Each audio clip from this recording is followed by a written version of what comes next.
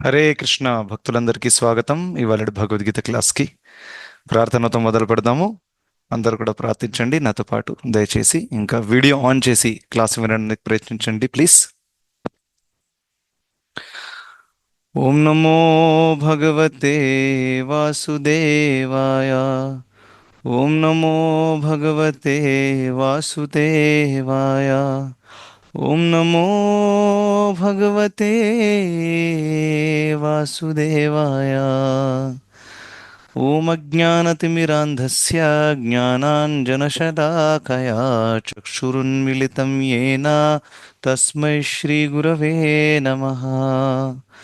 నమో విష్ణుపాదాయ కృష్ణప్రేష్ఠాయ భూతలే శ్రీమతే భక్తివేదాంత స్వామిన్నితి నామినే.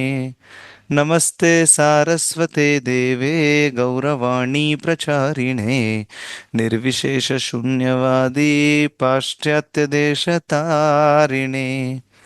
జయ శ్రీ కృష్ణ చైతన్య ప్రభు నిత్యానంద శ్రీ అద్వైత గదాధర శ్రీవాసాది గౌరభక్త వృంద. హరే కృష్ణ కృష్ణ కృష్ణ హరే హరే హరే రామ రామ రామ హరే హరే.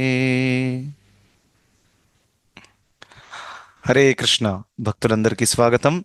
ఇవాళటి భగవద్గీత క్లాస్కి మనం చర్చిస్తున్నది 10వ అధ్యాయము. అందులో 4 మరియు 5వ శ్లోకాలు మనం చూస్తున్నాము. సో అందులో అనేక గుణాల గురించి కృష్ణుడు చెప్తారు. ఇంకా ఆ గుణాలన్నింటికి స్తోత్రము నేనే అని కృష్ణుడు చెప్తున్నారు. సో అందులో ఆ అనేక గుణాలలో మనము ఇప్పటిదాకా నా స్క్రీన్ మీద కనిపిస్తున్నట్టు మనము పోయినసారి అహింస ఇంకా సమత రెండు కూడా చూసాము. హ్మ్? సో అహింస అంటే ఎవరు ఎక్స్ప్లెయిన్ చేస్తారు ఒక లైన్లో మనం క్లాస్లో చర్చించిన విధానంగా? అన్మ్యూట్ చేయండి. ప్రభుజీ, చెప్పండి చంద్రకళ గారు. మనసా వాచా కర్మణ ఎవరిని బాధ పెట్టకుండా ఉండడం అహింస. Okay, yes, correct. ఇంకా సమత ఎవరు చెప్తారు?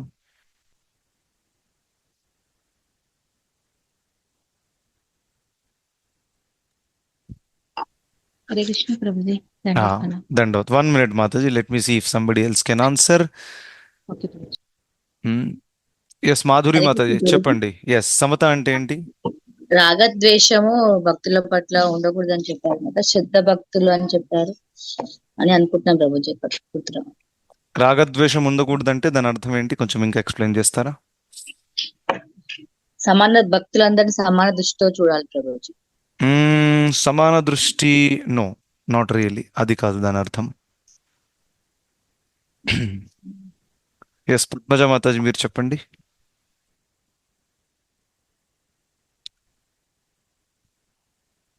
ప్రభుజీ, రాగద్వేషంలో 2 1 రకాలు minute. ఉంటాయి. ఒక భక్తుల సమాన దృష్టి ఒకటి. 1 minute మాతాజీ, let us take some few more points. Padmaja Mataji చెప్పండి. అది ప్రభుజీ, అంటే రాగద్వేషాలని నేను కూడా అనుకుంటున్నాను. దాంతో పాటుగా అంటే అందరినీ సమానత్వంగా చూడాలి, ఒకరు ఎక్కువ ఒకరు తక్కువ కాదు అన్నట్టు సమత అంటే. Okay, fine fine. ఓకే, ఇంకెవరైనా ట్రై చేస్తారా? సుధా మాతాజీ అన్మ్యూట్ చేశారు.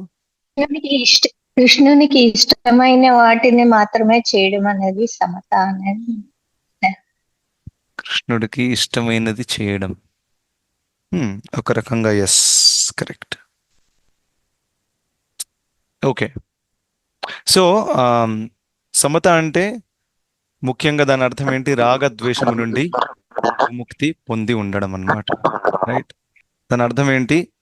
ఏ దాని పట్ల కూడా మనకి రాగము అంటే ఆసక్తి లేకపోవడం, ఇంకా ఏ దాని పట్ల కూడా మనకి ద్వేషం లేకపోవడం.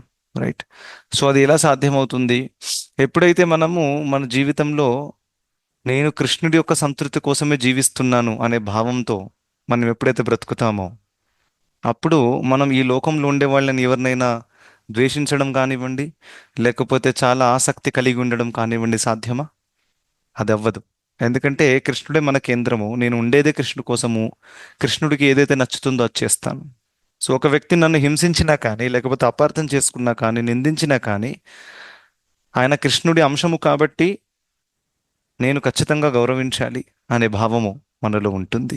సో ఆ లెక్క ప్రకారం చూస్తే మనం ఎవరిని కూడా ద్వేషించడము, ఇంకా ఎవరిని కూడా ఎవరి పట్ల కూడా ఆసక్తి కలిగి ఉండడం అనేది శుద్ధ భక్తులు ఎప్పుడు కూడా అలా చేయరన్నమాట. ఇది వెరీ వెరీ ఇంపార్టెంట్ పాయింట్, సమత. Okay, good. ఇప్పుడు ఇవాళ చాలా ముఖ్యమైనటువంటి పాయింట్ మనం చర్చించబోతున్నాము. It's very very important. ప్రత్యేకంగా భక్తి మార్గంలో ఎవరైతే ప్రయాణం చేస్తున్నారో వాళ్ళకి ఈ పాయింట్ అర్థం చేసుకోవడం చాలా ముఖ్యం. సో బహుశా ఇవాళ క్లాస్లో మనము ఈ ఒక్క గుణమే చర్చిస్తామేమో. It is a very important గుణము. కాబట్టి నేను కొన్ని పాయింట్స్ షేర్ చేస్తాను దీంతో సంబంధించినవి. శ్రీల ప్రభుపాదుల వారి తాత్పర్యంలో ఇచ్చిన పాయింట్స్ తీసుకొని దాంట్లో ఇంకా కొంచెం ఎడిషన్స్ చేసాము. సో ఈ శ్లోకంలో సమత తర్వాత ఒక పదం ఉంది ఇక్కడ, తుష్టి. ఓకే, తుష్టి అంటే ఏంటి? తుష్టి అనగానే మీ మనసులో ఏమొస్తుంది? అందరూ అన్మ్యూట్ చేస్తారు. Satisfaction, satisfaction. ఓకే, ఇంకా తృప్తి, తృప్తి, సంతృప్తి. Okay, same word, similar word. So satisfaction. So తుష్టి అంటే ఏంటి? సంతృప్తి, తెలుగులో చెప్పాలంటే సింపుల్. సో ఈ సంతృప్తి అంటే ఏంటి, దాన్ని ఎలా గుర్తించడం అనేది కూడా ఇంపార్టెంట్. ఫస్ట్, ఒక వ్యక్తి సంతృప్తితో ఉన్నాడు అని ఏ విధంగా గుర్తిస్తాం? సెకండ్, సంతృప్తిని ఎలా పెంపొందించుకోవాలి? That is also very very important, right? మనము ఇప్పటిదాకా చర్చించిన గుణాలలో ఫర్ ఎగ్జాంపుల్ అహింస ఎలా పెంపొందించుకోవాలి కూడా చర్చించాను, రైట్? సమత, రాగము ద్వేషము లేకుండా మనం ఎలా జీవించవచ్చు అనేది, ఎలా పెంపొందించుకోవచ్చు అటువంటి భావము అని కూడా మనం చర్చించాం. అదేవిధంగా తుష్టి ఎలా పెంపొందించుకోవాలి, that is also very very important, అది కూడా మనం చర్చిస్తాం.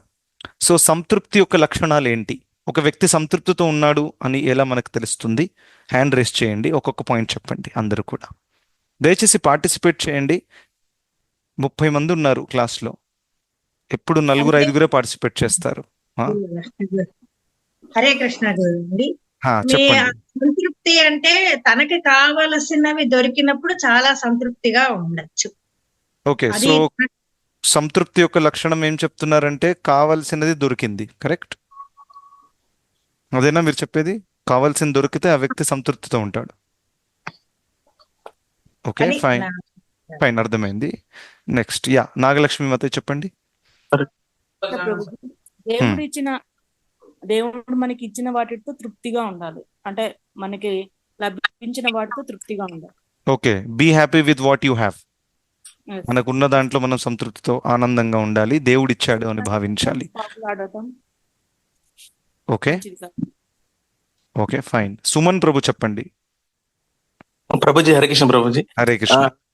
గోల్ అచీవ్ అవడం కానీ ఏమన్నా అచీవ్ అయ్యేటప్పుడు కూడా సంతృప్తి కలుగుతుంది. Okay, fine. Okay, Pratap Reddy గారు చెప్పండి. హరే కృష్ణ ప్రభుజీ. హరే కృష్ణ. మనకు సుఖం వచ్చినా దుఃఖం వచ్చినా బాధ కలిగిన ఏది వచ్చినా ఆ కృష్ణుడు మనకు ఇచ్చాడని తృప్తి చెందాలి. అక్కడ దాన్ని బాధపడకుండా తృప్తితో గ్రహించడమే సంతృప్తి అని అనుకుంటున్నాను. సో సుఖం వచ్చినా దుఃఖం వచ్చినా కానీ ఇది నాకు కృష్ణుడు ఇస్తున్నటువంటి కృప అని భావించి మనము సంతృప్తితో ఉండాలి. సో సుఖము దుఃఖములో సమంగా ఉండేటటువంటి వ్యక్తి సంతృప్తితో ఉన్నాడు అని మనం చెప్పొచ్చు. ఒక లక్షణం మీరు చెప్పిన విధానంగా. చెప్పండి అరుణ మాతాజీ. భక్తిలో ఉన్న వాళ్ళు సంతృప్తిగా ఉంటారు. భక్తి మార్గంలో ఉన్న వాళ్ళు సంతృప్తితో ఉంటారు. సో ఎవరైతే భక్తి చేస్తున్నారో వాళ్ళు సంతృప్తితో ఉంటారు అని మీరు అంటున్నారు, అదేనా పాయింట్ మీది? Okay, fine. Shrutakirti, can go head. Prabhuji, నేనేమనుకుంటున్నానంటే ఏదైతే ఉందో దాంట్లో హ్యాపీగా ఉండి ఎక్కువ ఆశించకుండా ఉండడం. ఓకే, సో మన దగ్గర ఉన్న దాంట్లో ఉన్న రిసోర్సెస్ లోనే మనం హ్యాపీగా ఉండడం, అదేనా? అంతే. Okay, fine. That is a good point. Prabhuji ఒక చిన్న పాయింట్ చెప్పొచ్చా? చెప్పండి మాధురి మాతాజీ. ప్రభుజీ కొంతమంది ఏమనుకుంటారు అంటే సంతృప్తి అంటే నేను నా కుటుంబం బాగుంటే చాలు, ఎవరు ఏమైనా పర్వాలేదు అనుకొని అందులో సంతృప్తి పడతారు ప్రభుజీ. కొంతమంది ఏమో భగవంతునికి సేవ చేసుకుంటూ దాంట్లో తృప్తి పడే వాళ్ళు కొంతమంది ఉంటారు. Okay, fine. ఇంకా ఎవరైనా చెప్తారా? హరే ఎస్, కృష్ణ ప్రభుజీ. స్వప్న మాతాజీ చెప్పండి. ఒక వ్యక్తికి ఏవైనా కోరికలు ఉంటే అవి భగవంతుని ద్వారా మనకు నెరవేరినప్పుడు అతను సంతృప్తి చెందుతుండని ఓకే, కోరికలు తీరినప్పుడు సంతృప్తి కలుగుతుంది. ఈ పాయింట్ చాలా మంది చెప్పారు. సో ఎగ్జిస్టింగ్ పాయింట్ కాకుండా ఏదైనా కొత్త పాయింట్ ఉంటే చెప్పండి. Yes, సత్యవతి మాత. హరే కృష్ణ ప్రభుజీ. ఎవరు పేరు చెప్పండి ఫస్ట్. హరే కృష్ణ ప్రభుజీ. చెప్పండి పద్మజ మాతాజీ. అంటే ప్రభుజీ, అంటే ఇంతకు ముందు క్లాసెస్ లో మనము చెప్పుకున్నట్టుగా సంతృప్తి అనేది అది టెంపరీ. అంటే ఈ రోజుకి అది సంతృప్తి అని అనిపించవచ్చును కానీ రేపటికి అది సంతృప్తి అనిపించదు, భౌతికంగా జరిగే ఏ విషయం కూడా. ఓన్లీ భక్తి మార్గంలో మనము ముందు ప్రోగ్రెస్ అయితేనే మనకి సంతృప్తి అనేది, సాటిస్ఫాక్షన్ అనేది లభిస్తుంది. భగవంతుడికి మనం ఏది ఇచ్చినా సంతృప్తి చెందుతారు, మిగతా భౌతిక విషయాల్లో ఎవరు కూడా మనం ఏది ఇచ్చినా కూడా సంతృప్తి చెందలేరు అని సో చూసిన క్లాస్ విన్న దాన్ని బట్టి చూస్తే నాకు అలా అంటే ఈ మొత్తంగా అందులో ఉన్న విషయం అయితే అలా అది మనము ప్రాక్టికల్ గా కూడా చూస్తాం ప్రభుజీ. ఈ రోజు ఒకరు హ్యాపీగా ఫీల్ అవ్వచ్చు మనం చేసిన దాంతో, నెక్స్ట్ డే దాని మీద ఆ ఫీలింగ్ ఉండదు, మారుతుంది మళ్ళీ. కరెక్ట్. హరే కృష్ణ ప్రభుజీ. 1 minute మాతాజీ, ఒక్క నిమిషం. సో మీరు చెప్పిన పాయింట్ చాలా కొత్త యాంగిల్ తీసుకొచ్చారు మీరు. కొత్త యాంగిల్ ఏంటంటే ఈ సంతృప్తి అనేది భౌతికంగా ఎంత చేసినా కానీ అది వచ్చేది కాదు, రైట్? సో ఈ కోరికలు తీరాయి, లేకపోతే కుటుంబం చాలా బాగుంది, లేకపోతే నేను ఏదో ఒక పెద్ద వ్యక్తిని అవ్వాలని అనుకున్నాను, అయిపోయాను. సో ఇదంతా కూడా యాక్చువల్ సంతృప్తి కాదు. యాక్చువల్ సంతృప్తి భగవద్భక్తిలో దక్కేది, శాశ్వతమైన సంతృప్తి అనే పాయింట్ మీరు చెప్పారు. వెరీ గుడ్ పాయింట్, చాలా స్ట్రాంగ్ పాయింట్, మంచి పాయింట్ చెప్పారు. Thank you for that point. Yes, Satyavati మాతాజీ చెప్పండి. హరే కృష్ణ ప్రభుజీ. హరే కృష్ణ ప్రభుజీ. తృప్తి అంటే కోరికల్ని అదుపు చేసుకున్నవాడు తృప్తిగా ఉంటాడు అనుకుంటున్నాను ప్రభు. ఇది కూడా మంచి కొత్త యాంగిల్ తీసుకొచ్చారు. అద్భుతమైన పాయింట్. సో చాలా మంది ఇప్పుడు కొంతసేపు ముందు ఎప్పుడైతే మన కోరికలు తీరుతాయో అప్పుడు సంతృప్తి కలుగుతుందని చెప్పారు. యాక్చువల్గా అది కంప్లీట్లీ రాంగ్. ఇది రివర్స్ ఇస్ ట్రూ. ఎప్పుడైతే ఒక వ్యక్తిలో కోరికలు ఉండవో అప్పుడు ఆ వ్యక్తి సంతృప్తితో ఉంటాడు. It is very very important. రెండింట్లో చాలా సూక్ష్మమైనటువంటి తేడా ఉంది. అది మనం చర్చిస్తాం ఇప్పుడు ఇంకా డీప్గా. మంచి పాయింట్ చెప్పారు సత్యవతి మాతాజీ కూడా. Thank you. చంద్రకళ మాతాజీ చెప్పండి. నేను క్లాస్ లో చెప్పండి చంద్రకళ మాతాజీ. కోరికలు లేకుండా ఉన్నప్పుడు తృప్తి ఉంటుంది, అలాగే నేను ఎవరు అని తెలుసుకున్నప్పుడు కోరికలు అనేవే కలగవు. ఓకే, సో మన అసలైన అస్తిత్వాన్ని మనం గుర్తిస్తే, నేను ఈ భౌతిక శరీరం కాదు, నేను ఆత్మని, అప్పుడు భౌతిక స్థాయిలో ఉన్నటువంటి అన్ని కోరికలన్నీ కూలిపోతాయి, కింద పడిపోతాయి. That's it. అదేనా పాయింట్? అవును, మంచి పాయింట్ చెప్పారు. సో మన అస్తిత్వంతో లింక్ చేసి మన జీవితాన్ని చూస్తే అప్పుడు మనకు క్లారిటీ వస్తుంది. గుడ్, మంచి పాయింట్ చెప్పారు. Thank you. ఎస్, మైథిలి మాతాజీ, 1 last పాయింట్. హరే కృష్ణ ప్రభుజీ. దండోత్కన్నా. హరే కృష్ణ. ఒకటి ఏంటంటే 2 పాయింట్స్ చెప్పాలనుకుంటాను ప్రభుజీ. సంతృప్తి అనేది యాక్చువల్ గా ఎవరికి ఉండదు ప్రభుజీ, దాన్ని మనం అలవర్చుకోవాలి యాక్చువల్లీ, ఫస్ట్ థింగ్. రెండోది ఏంటంటే మన ఇంద్రియాలను ఎప్పుడైతే భగవంతుడి సేవలో వినియోగిస్తామో అప్పుడే మనకి సాటిస్ఫాక్షన్ అనేది దొరుకుతుంది. మనం బయట నుంచి ఏది ఇచ్చినా కూడా అది మనకి సాటిస్ఫాక్షన్ ఇవ్వదు. ఎందుకంటే మనము శరీరం కాదు, ఆత్మ. కాబట్టి ఆత్మకి కావాల్సిన సంతృప్తి అనేది భక్తి ద్వారా మాత్రమే దొరుకుతుంది. అలా అయితేనే మనం సంతృప్తి చెందుతాము. కాబట్టి భక్తి అనేది ఉంటేనే మనకి సంతృప్తి అనేది దొరుకుతుంది. Very good. So 2 points. First point ఏంటంటే ఈ సంతృప్తి అనేది ఇది ఏదో చేస్తే వచ్చేది కాదు, అది మనం ఎంచుకోవాలి first. It's a very good point, మంచి పాయింట్. సంతృప్తి ఎంచుకోవడం వల్ల వస్తుంది, కానీ ఏదో సాధించడం వల్ల రాదు. ఎందుకంటే ఎంత సాధించినా మనకి సంతృప్తి రాదు, ఇది అందరికీ తెలుసు. లక్షాధికారి కోటీశ్వరుడు అవ్వాలనుకుంటాడు, కోటీశ్వరుడు ఇంకా ఇంకా పెద్దగా అవ్వాలనుకుంటాడు, దానికి ఎటువంటి హద్దు లేదు, రైట్? కానీ ఎప్పుడైతే మనం ఎంచుకుంటామో, ఇక నాకు చాలు, నాకు అర్థమైపోయింది నా జీవితపు లక్ష్యం ఏంటి, నేను ఎందుకు వచ్చాను, ఈ మానవ జన్మ నేను ఎందుకు ఎత్తాను, అప్పుడు సంతృప్తి వస్తుంది ఒక వ్యక్తికి అనే పాయింట్ చెప్పారు, which is very good point. ఇంకా రెండవ పాయింట్ ఏం చెప్పారు?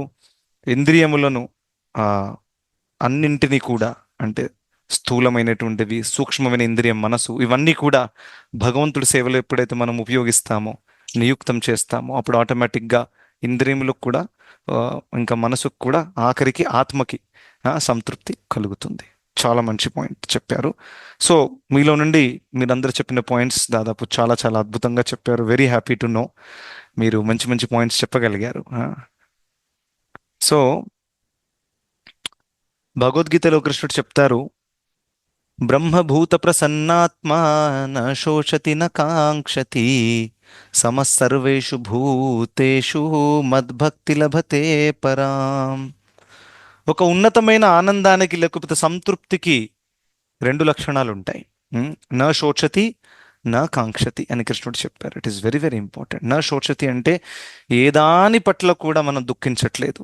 నాకు ఇలా ఎందుకు జరిగింది, అలా ఎందుకు జరిగింది, ఎంత ఇదైంది, ఎంత అదైంది, ఇటువంటి కంప్లైంట్స్ లేవన్నమాట జీవితంలో. సింపుల్గా చెప్పాలంటే కంప్లైంట్స్ లేవు. ప్రతి ఒక్క వ్యక్తికి ఈ లోకంలో ఏదైనా ఒక కంప్లైంట్ ఉంటుంది. కంప్లైంట్ లిస్ట్ పెద్దగా ఉంటుంది, అందులో యాడ్ అవుతూ ఉంటాయి. ఇంకా మనం ఎదుగుతూ ఉంటాం జీవితంలో, పెళ్ళవుతుంది, పిల్లలు పుడతారు, మనం కొంచెం ముసలి వాళ్ళం అవుతాం, ఇంకా కంప్లైంట్ లిస్ట్ అలాగే ఉంటుంది, అందులోంచి పోవట్లేదు. 30 ఏళ్ల కింద ఉన్నప్పటి కంప్లైంట్ కూడా అలాగే ఉంది, పోవట్లేదు, దాన్ని మర్చిపోలేకపోతున్నాం. సో దీన్నే శోచతి అంటారు. గతంలో జరిగిన దాని గురించి ఏదైతే మన కంట్రోల్లో లేదో, ఏదైతే జరిగిపోయిందో అటువంటి దాన్ని తీసుకొని ఇలా జరుగుంటే బాగుండేది, అలా ఇలా ఎందుకు జరిగిందని శోకించడం. ఇంకా రెండవ లక్షణం నా కాంక్షతి, నాకు ఫ్యూచర్లో ఇలా జరిగితే నేను ఆనందంగా ఉంటాను, ఇది ఒక్కటి దక్కితే నాకు చాలు, రైట్? ఇది జస్ట్ యుఎస్లో ఒక నాకు గ్రీన్ కార్డ్ వీసా దొరికి నేను అక్కడ సెటిల్ అయిపోతే నాకు ఇంకేం వద్దు జీవితంలో. ఈ అండర్స్టాండింగ్ ఏదైతే ఉందో, నాకు ఇది దక్కితే నేను ఆనందంగా ఉంటాను, ఇది దక్కితే నేను ఆనందపడతాను, అది ఒక పెద్ద భ్రమ. ఫస్ట్ మనం తెలుసుకోవాలి, ఈ లోకంలో మనకు ఏది దక్కినా కానీ మనం తలుచుకున్న ఆనందం రాదు. ఈ అనుభవం అందరికీ ఉంది. ఎవరైతే జీవితంలో ఇంకా ఎక్కువ అనుభవం చేశారో, వృద్ధులు ఎవరైతే ఉన్నారో వాళ్ళు ఇంకా ఖచ్చితంగా చెప్పొచ్చు. నేనైతే చిన్నపిల్లవాడిని మీ అందరి ముందు, కరెక్ట్? మీకు అందరికీ తెలుసు, శాస్త్రాల్లో కూడా ఉంది. ఇది అయిన తర్వాత నేను ఆనందంగా ఉంటాను, మా పిల్లల పెళ్ళిళ్ళు చేసేస్తాను, ఇంకా సెటిల్ అయిపోతాను, ఇంకా నాకు ఇంకా టెన్షన్ ఉండదు. టెన్షన్ తగ్గిందా ఎప్పుడైనా? ఏదన్నా ఒకటి వస్తూ ఉంటుంది, కరెక్టా? పిల్లల చదువులు చేసి చదువులు అయిపోతే వాళ్ళ కాళ్ళ మీద వాళ్ళు నిలబడతారు, ఇక నాకు హాయిగా ఉంటుందని అనుకుంటే మళ్ళీ పెళ్లి టెన్షన్ వస్తుంది. మరి పెళ్లి చేసిన తర్వాత హాయిగా ఉందామంటే పెళ్లి తర్వాత వాళ్ళకి ప్రాబ్లమ్స్ వస్తున్నాయి, అందులో మనం కూడా వెళ్తాం, కరెక్ట్? అది చేయాలి, ఇది చేయాలి. ఎప్పుడు కూడా ఈ లోకంలో ఇది చేసిన తర్వాత నేను ఆనందపడతాను, నాకు అది దక్కితే ఆనందపడతాను, నా బ్యాంకులో 1 కోటి రూపాయలు ఉంటే నేను ఆనందంగా ఉంటాను, ఇది అందరికంటే పెద్ద భ్రమ. It is very very important. అందుకని ప్రహ్లాదుడు అద్భుతమైనటువంటి పాయింట్ చెప్పారనమాట. తల్లభ్యతే దుఃఖవత్ అన్యతా సుఖం కాలేన సర్వత్ర గభీర రమహస అని చెప్పారు. సో ఆయన ఏమంటున్నారంటే, ప్రతి ఒక్క వ్యక్తికి కర్మానుసారముగా కొన్ని కిలోల దుఃఖము, కొన్ని కిలోల సుఖము ఆల్రెడీ రాసింది. సో ఈ లోకంలో అనవసరంగా అతి ప్రయాసము చేసి ఆనందించడానికి, సంతృప్తి పడడానికి భౌతికంగా ప్రయత్నించడం అనేది వృధా అవుతుంది. శ్రమ ఏవహి కేవలం, దానికి ఎటువంటి ఫలితము రాదు, రైట్ అని ప్రహ్లాదుడు కూడా అద్భుతమైన పాయింట్ చెప్పారు. సో నా శోచతి నా కాంక్షతి అనేది చాలా చాలా ఇంపార్టెంట్ పాయింట్. ఇవాళ నేను ఇంకో పాయింట్ చెప్పబోతున్నాను. శ్రీమద్ భాగవతం నుండి 10వ స్కందంలో వస్తుంది ఇది. అది నాకు పర్సనల్గా ఎంత ఇష్టం అంటే అది ఎప్పుడు నా ఫోన్లో ఉంటుంది. ఆ పారాగ్రాఫ్ కృష్ణుడు చెప్పిన మాటలు తన భక్తులకు చెప్పాడనమాట. అది నేను వాళ్ళ స్క్రీన్లో షేర్ చేసి నేను చదువుతాను. మీలో నచ్చిన వాళ్ళకి అది మీరు తెలుగు మైథిలి మాతాజీ తర్వాత పెడతారు గ్రూప్లో, దాని తెలుగు ట్రాన్స్లేషన్. దాన్ని ఫ్రేమ్ చేసుకొని పెట్టుకోండి ఇంట్లో. నేను చేయబోతున్నాను ఇప్పుడు 2-3 డేస్లో. It's very very important. స్వయంగా కృష్ణుడు చెప్పిన వాక్కు, అది చెప్తాను నేను లాస్ట్లో చెప్తాను. సో ముఖ్యంగా సంతృప్తిని ఐడెంటిఫై చేయడానికి నా శోచతి నా కాంక్షతి, ఇది చాలా చాలా ఇంపార్టెంట్. దాని తర్వాత ఈ సంతృప్తిని మనము, నేను చెప్పినట్టు ఏదో అతి ప్రయాసం చేసి లేకపోతే అది పెంపొందించుకొని ఇది పెంచుకొని భౌతికంగా ఎంత ప్రయత్నించినా కానీ సంతృప్తి వచ్చేది కాదు. ఎందుకంటే మన అస్తిత్వము ఆత్మలము. ఆత్మకి ఆధ్యాత్మిక పదార్థం ద్వారానే సంతృప్తి కలుగుతుంది. ఇది ఏ విధంగానే, ఒక చేప ఉందండి, చేప నీటిలో ఉంది, హాయిగా దాన్ని తీసుకొని మీరు ఇంటికి తీసుకొచ్చారు. చేప మా ఇంట్లో ఏసీ ఉంది, 3 BHK ఫ్లాట్ ఉంది, నీకు మంచిగా ఏసీలో కూర్చోబెడతాను, పడుకున్నానా, మ్యూజిక్ కూడా పెడతాను, తినడానికి మంచి మంచి ఐటెంలు తీస్తాను. చేప ఆనందంగా ఉంటుందా? మీరు ఇచ్చే ఫెసిలిటీస్ ఉన్నతమైనవే, అది మానవుల కోసం, చేపల కోసం కాదు. కరెక్ట్. చేప ఏమంటుంది, అరే బాబు నాకు నీళ్ళల్లో వేసేయండి అంతే, నాకు అంతే కావాలి, ఇంకేమొద్దు. అక్కడే నా సంతృప్తి. అదేవిధంగా ఈ భౌతిక జగత్తులో భౌతికంగా నాకు ఇది దక్కితే అది దక్కితే, ఒక ఫ్లాట్ కొనుక్కుంటే, ఇవన్నీ కోరికలు మనకు ఉంటాయి. ఇంకా ఫ్లాట్ కొనుక్కోవడం, కారు కొనుక్కోవడం ఇదంతా తప్పని చెప్పట్లేదు. ఇది దక్కితే నేను ఆనందంగా ఉంటాను అనేది ఆ ఆలోచన తప్పు అని చెప్తున్నా, అని శాస్త్రాలు చెప్తున్నాయి. కరెక్ట్. సో దాని అర్థం ఏంటి? ఇప్పుడు ఎటువంటి ఆలోచనలు ఉంటాయి జనరల్గా ఒక వ్యక్తికి? నాకు ఇది జరిగితే సంతృప్తి. ఒకటేంటంటే ధనము. ఎప్పుడెప్పుడు చాలా చాలా పేదరికంలో ఉన్నవాళ్ళు, వాళ్ళు ఏమనుకుంటారు, ఎప్పుడెప్పుడు నేను చాలా ధనవంతుడిని అయిపోతే ఆనందంగా ఉంటాను. యాక్చువల్లీ ఆ పేదవాడు ధనవంతుడు అయిపోయిన తర్వాత కూడా ఆనందం రాదు, ఉన్నతమైనది. It is not possible at all. ఎందుకంటే ఆనందానికి పేదరికానికి సంబంధమే లేదు యాక్చువల్గా. అది శాస్త్రాలు చెప్తున్నాయి. ఎందుకంటే ఒక పేదవాడు భక్తి మార్గంలో ఉన్నాడు అనుకోండి, తాను ఉన్నతమైన ఆనందంలో ఉంటాడు. కుచేలుడు పేదవాడు కాదా? తను ఎంత ఉన్నతమైన స్థాయిలో ఉన్నాడు, ఎప్పుడు సంతృప్తితో ఉన్నాడు. తన భార్య చెప్పింది కాబట్టి తను కృష్ణుడి దగ్గరికి వెళ్ళాడు. ఆయన వెళ్ళడానికి రెడీగా లేడు ఆయన.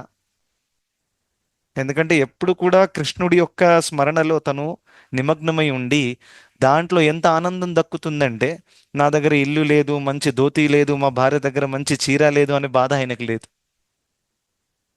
కుచేలుడికి, సుధామ ఎల్లప్పుడూ ఆనందంలో ఉన్నాడు, ఎందుకంటే కృష్ణ చైతన్యంలో ఉన్నాడు కాబట్టి. ఇంకా తనకు తెలుసు ఈ భౌతికమైనది ఏది కూడా శాశ్వతము కాదు. కానీ ఏదో భార్య రిక్వెస్ట్ చేసినందువల్ల తను కృష్ణుడి దగ్గరకు వెళ్ళాడు. కానీ కృష్ణ దగ్గర వెళ్ళిన తర్వాత కూడా తను అడగలేదు, కృష్ణ నేను చిన్నప్పటి నుంచి నీకు తెలిసిన వాడిని, మనం మిత్రులము, ఒకే గురుకుల్లో సాందీపని ముని ఆశ్రమంలో మనం చదివాము, ఇంకా నీ భక్తుడిని కూడా, నేను ఎంత పేదరికంలో ఉన్నాను, నాకు మీరు కొంచెం హెల్ప్ చేస్తారా అని కూడా అడగలేదు. ఒక్క ముక్క చెప్తే కృష్ణుడు భక్తుల కోసం ముల్లోకలను ఇవ్వడానికి రెడీగా ఉంటారు. కృష్ణుడు వెనకాడరు. కానీ ఆయన అడగలేదు. అది శుద్ధ భక్తుల లక్షణం. ఆయన కానీ కృష్ణుడు ఇవ్వకుండా ఉంటారా? తనకు తెలియదా నా భక్తులకు ఏం అవసరం అనేది? ఇది కూడా చాలా ఇంపార్టెంట్ పాయింట్.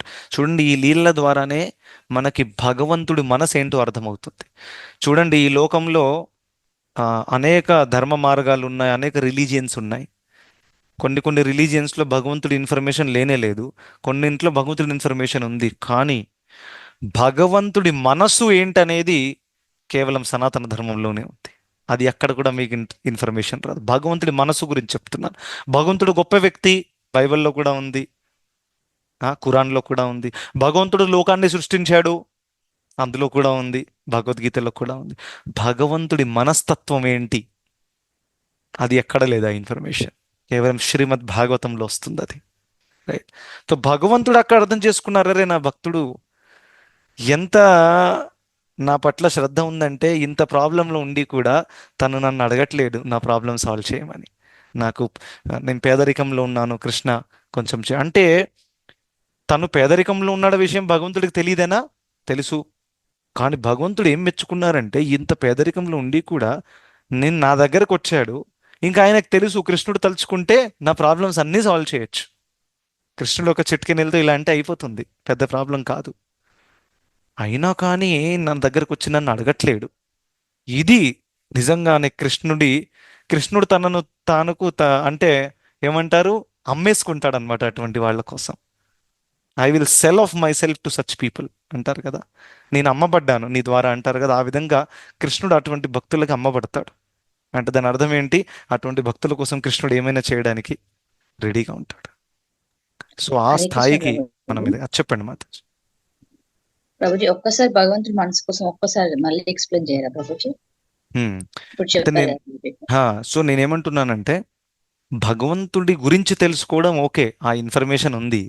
కానీ భగవంతుడి మనస్తత్వం అంటే భగవంతుడి మనసు ఎలా ఉంది, భగవంతుడి స్వభావం ఏంటి, తన మనసు ఎలా పనిచేస్తుంది అనేది శ్రీమద్ భాగవతంలో మనకు కనిపిస్తుంది ఎప్పుడైతే తను తన భక్తులతో లీలలు చేస్తారో. ఈ సుధామ ఒక ఉదాహరణ చెప్పాను కదా. ఉమ్, భగవంతుడికి ఎంత ఆయన పట్ల ప్రేమ కలిగిందంటే, ఇంత ప్రాబ్లం ఉంది సుధామకి, నా దగ్గరకు వచ్చాడు, ఆయనకు అంత బ్యాక్గ్రౌండ్ తెలుసు.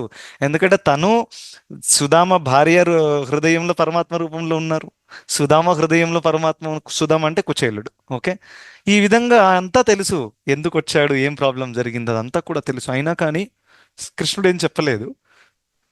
కానీ సుధామ కూడా వచ్చిన తర్వాత తను ఇది కూడా అడగలేదు. ఆ? ఇంకా ఈ విధంగా అడగడం పక్కన పెట్టేయండి, సుధామ కుచేలుణ్ణి అల్లుకొని ఆలింగనం చేసి ప్రేమతో తన రాజసింహాసనం మీద కూర్చోబెట్టి తను కాళ్ళు ఇలా ప్రెస్ చేసి ఆ, ఇంత సేవ చేశారు సుధామ కోసం. చెప్పండి, అది చూసి తను అంటుండు, క్వాహం దరిద్ర పాపీయా కాత్వాం శ్రీనికేతన, నేను దరిద్రుడిని, నేను పాపిని, మీరు శ్రీనికేతనులు, మీకు రుక్మిణీదేవి, 1000 కోట్ల లక్ష్మీదేవులు మీకు సేవ చేస్తూ ఉంటారు, మీరు నా సేవ చేస్తున్నారా? ఆ, ఒక్కసారి ఆలోచించండి. సుధామ లోపలికి వచ్చిన తర్వాత అక్కడ రుక్మిణీదేవి ఉన్నారు, అక్కడే ద్వారకాలో జరిగింది. ఆమెకు చెప్పారు, నువ్వు ఫ్యాన్ ఊపు సుధామకి. ఆమె ఫ్యాన్ ఊపుతుంది ఇలా. ఎవరు ఈయన నాకు తెలియదు. మా హస్బెండ్ చెప్పారు, శ్రీలక్ష్మీదేవి తను సుధామ సేవ చేస్తుంది అక్కడ. మా వారు చెప్పారు కాబట్టి చేస్తున్నాను. అంతటి పొజిషన్ ఇచ్చారు ఎవరికి? సుధామకి, కృష్ణుడు. ఎందుకంటే తన మనస్సు తెలుసుకున్నారు కృష్ణుడు. ఈయన ఎటువంటి వాడంటే, నా దగ్గరకు వస్తాడు, ఎన్ని ప్రాబ్లమ్స్ ఉన్నాయి నాకు తెలుసు, కానీ నోరెత్తడు, అడగడు. ఇటువంటి భక్తుల పట్ల కృష్ణుడు తనని తానే అమ్ముకుంటాడు అనమాట. ఇది కృష్ణుడి మనస్తత్వం. అటువంటి భక్తులు ఎప్పుడు కూడా జీవితంలో పతనమయ్యే అవకాశమే లేదు. బాహ్యంగా సామాజిక దృష్టిలో అనొచ్చు, ఈ భక్తుడి జీవితంలో అలా అయిపోయింది, ఈయన ఇలా అయిపోయాడు, డబ్బంతా పోగొట్టుకున్నాడు, పేదవాడు అయిపోయాడు, ఆ, ఈ విధంగా సమాజం అనొచ్చు. కానీ కృష్ణుడు ఎదురు చూస్తున్నారు, ఎప్పుడు ఈ శరీరం త్యజిస్తావో, ఎప్పుడు నా దగ్గరకు వస్తావో. గోలోకం నుండి ఎదురు చూస్తున్నారు, కిందికి తొంగి చూస్తున్నారు, ఎప్పుడు వస్తావు, ఇంత నా పట్ల ఇంత ప్రేమ, పిచ్చి ప్రేమ కలిగి ఉన్నావు నువ్వు, నీకోసం ఎదురు చూస్తున్నాను అని కృష్ణుడు ఆ భావంతో ఉంటారు. ఇది శుద్ధ భక్తుల లక్షణం. కృష్ణుడు ముందుకు వచ్చి కూడా వాళ్ళు కంప్లైంట్ వ్యక్తం చేయరు, మింగేస్తారు. Such wonderful point it is, right? So ఈ విధంగా ఇటువంటి భావం, ఇటువంటి లీల విన్న తర్వాత మనకు ఎప్పుడైతే తెలుస్తుందో, ఈ భావాన్ని మనం పెంపొందించుకోవాలండి. ఇది వెరీ ఇంపార్టెంట్. ఇంకా నేనేదో నాకు ఈ భావం ఉందని కూడా చెప్పట్లేదు, నేను కూడా పెంపొందించుకోవాలి. నా కోసం నేను చెప్పుకుంటున్నాను, మీరందరూ కూడా పెంపొందించుకోవాలి. ఇది చాలా ఉన్నతమైన భావం. ఉం. అయితే ఈ లోకంలో నేను చెప్పినట్టు భౌతికంగా మనం ఏది సంపాదించినా, ఎంత చేసినా కానీ ఆ ఆనందం రాదు. ఆ విషయం అర్థం చేసుకోవాలి. ఎందుకంటే మన అస్తిత్వము, మనమందరం ఆత్మలం కాబట్టి. దాని తర్వాత ఈ సంతృప్తిని పెంపొందించుకోవడానికి ఇంకొక పాయింట్ ఏంటంటే, మనము స్వామిత్వాన్ని కంప్లీట్గా త్యజించాలి. ఏం త్యజించాలి? స్వామిత్వాన్ని. కంట్రోలర్షిప్ అని అంటారు కదా, ఇతరులను కంట్రోల్ చేయడానికి ప్రయత్నిస్తాం, ఆ స్వామిత్వాన్ని త్యజించేయాలి. ఎప్పటిదాకా స్వామిత్వం ఉంటుందో ఒక వ్యక్తికి, ఆ వ్యక్తి ఫ్రస్ట్రేటెడ్గా ఉంటారు. ఒప్పుకుంటారా? హిరణ్యకశ్యపుడు ఎంత ఫ్రస్ట్రేటెడ్గా ఉన్నాడు చూడండి. ఆయన దగ్గర ఎంత స్వామిత్వం ఉంది, ఇంకా తను సాధించాడు కూడా, మళ్ళీ సాధించలేదని కూడా కాదు. అయినా కానీ తను ఫ్రస్ట్రేటెడ్గానే ఉన్నాడు. ఎందుకు? నా కొడుకు నా మాట వినట్లేదు కాబట్టి. ప్రహ్లాదుడు. ఇది భౌతికమైనటువంటి అచీవ్మెంట్స్ యొక్క స్వభావం. ఎన్ని అచీవ్మెంట్స్ అయినా కానీ దాంట్లో ఎటువంటి ఆనందం ఉండదు. సో స్వామిత్వాన్ని వదిలేసేయాలి మనం. Very very important. ఇది పురుషులకు కూడా, ఇంకా స్త్రీలకు కూడా, అందరికీ వర్తిస్తుంది. ఓకే. దాని తర్వాత భౌతిక జగత్తు, నా భౌతిక లైఫ్, జీవితము పర్ఫెక్ట్గా ఉండాలనే భావాన్ని త్యజించాలి. అప్పుడు సంతృప్తి వస్తుంది. ఇది ఇలా ఉంటే బాగుండేది, అలా ఉంటే బాగుండేది, నా వైఫ్ ఇలా ఉంటే బాగుండేది, నా హస్బెండ్లో ఈ యొక్క ప్రాబ్లం లేకపోతే బాగుండేది. ఆ? ఇవన్నీ దీన్ని కల్పన అంటారు. ఇది ఎంత తొందరగా అంత తెలుసుకుంటే అంత మంచిది. ఇది కేవలం అనవసరమైన ఊహ. ఇది ఉంటే బాగుండేది అని అనుకుంటున్నాం, అది ఉన్నా కానీ మనం బాగుండం. అది పాయింట్, రైట్? ఆ బాగున్నా కానీ అది తాత్కాలికంగానే, అంతే. దాని తర్వాత వేరే ప్రాబ్లం ఉంటుంది. హిరణ్యకశిపుడు అనుకున్నాడు, ముల్లోకాలను జయిస్తే బాగుంటుంది, కావాలి నాకు. దొరికిందా? దొరికింది. బాగున్నాడా? ఇంకా హెడేక్ పెరిగింది ఆయనకి. సో అందుకనే ఏదన్నా ఒక చేంజ్ చేసేసి పర్ఫెక్ట్ అయిపోతుంది జీవితం అని అనుకోవడము కరెక్ట్ కాదు. దీని అర్థము మనము మన జీవితంలో చేంజ్ చేయకూడదని కాదు. ఈ పాయింట్ని చాలా కేర్ఫుల్గా వినాలి. సూక్ష్మమైన పాయింట్ ఏంటి? మన జీవితంలో చుట్టుపక్కల ఏదైనా ప్రాబ్లం నడుస్తుంది, లేకపోతే మనకి హెల్త్ ప్రాబ్లం ఉంది, జాబ్ ప్రాబ్లం ఉంది, ఇది సాల్వ్ చేయకూడదని చెప్పట్లేదు ఇక్కడ. అది సాల్వ్ చేస్తే ఇక నేను శాశ్వతంగా ఆనందంగా ఉంటాను, ఇక నాకేం ప్రాబ్లం రాదు అనే భావము కరెక్ట్ కాదని చెప్తున్నాను. కానీ సాల్వ్ చేయాలి, కరెక్ట్. ఇప్పుడు మన బండి ఉంది, నా దగ్గర ఒక 4-వీలర్ ఉంది, దాంట్లో ఏదైనా ఒక ప్రాబ్లం వస్తుంది, దాన్ని మనం సాల్వ్ చేస్తాం గ్యారేజ్కి తీసుకెళ్ళి. ఇక సాల్వ్ అయిపోయిన ఇక నా కారులో మళ్ళీ ఎటువంటి ప్రాబ్లం రాదు అని అనుకోవడం మూర్ఖత్వం. ఒప్పుకుంటారా? మీరు సాల్వ్ చేశారు, 2 సంవత్సరాల తర్వాత మళ్ళీ ఇంజన్లో ఆయిల్ లీక్ అవుతుందండి, కారు టైర్ పంక్చర్ అయిపోయిందండి, ఏదైనా కూడా వస్తుంది కదా. అదేవిధంగా భౌతిక జగత్ అంటే అలాంటిదే. సో అందుకనే ఆ భావం ఏదైతే ఉందో, ఇది ఫిక్స్ చేసిన తర్వాత నేను ఆనందంగా ఉంటాను అనే భావాన్ని మనం త్యజించాలి. అట్ ద సేమ్ టైం మన విద్యుక్త ధర్మము కాబట్టి మనం అన్నీ ఎంతవరకైతే భగవంతుడు మనకు శక్తి ఇచ్చారో అంత ట్రై చేయాలి పరిస్థితిని మెరుగుపరుచుకోవడానికి. ఎందుకు? ఆ మెరుగుపరుచుకోవడానికి బుద్ధిని, శక్తిని ఇచ్చారు కదా కృష్ణుడు, మరి దాన్ని ఉపయోగించకూడదా? కరెక్టా కాదా? అదేదో డస్ట్బిన్లో పెట్టడానికి ఇచ్చారా, ఫ్రిడ్జ్లో పెట్టడానికి ఇచ్చారా? బుద్ధినిచ్చారు. బుద్ధిని ఉపయోగించి ట్రై చేయాలి. సరే, నాకు ఇప్పుడు ఈ ప్రాబ్లం అవుతుంది, సో ఈ ఫుడ్ ఐటమ్స్ తగ్గిస్తే నాకు ప్రాబ్లం తగ్గిపోతుంది. సరే, ఇప్పటి నుంచి డైట్ చేంజెస్ చేసుకుంటా. ఇది మన వశంలో ఉంది, చేసుకోవాలి, సాల్వ్ చేయడానికి ప్రయత్నించాలి, రైట్? సో అందుకని ఇట్స్ వెరీ ఇంపార్టెంట్. భౌతికంగా ఇది ఫిక్స్ చేసి, అది ఫిక్స్ చేసి నేను ఇక శాశ్వతంగా ఆనందంగా ఉంటాననే భ్రమని ఎంత తొందరగా వదిలేస్తే అంత సంతృప్తితో మనము ఉండొచ్చు. దాని తర్వాత